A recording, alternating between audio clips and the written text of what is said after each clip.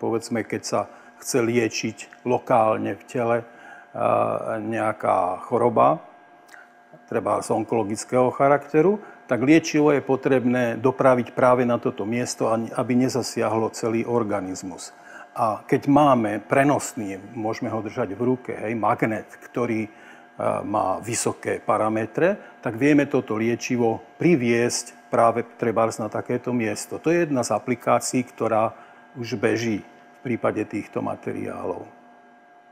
Praktických aplikácií nanotechnológie je nekonečne veľa, od úplne science fiction aplikácií, keď nanosúčiastky alebo zariadenia môžu fungovať ako roboty v ľudskom tele a prenikať do našich súčastí a opravovať ich, až po nejaké aplikácie, ktoré sú už dneska v bežnej praxi, že dneska sa nachádzajú nanočastice v niektorých náterových látkach alebo nejakých chemikáliách, ktoré pomáhajú lepšie zmáčaniu skla a tak ďalej a tak ďalej.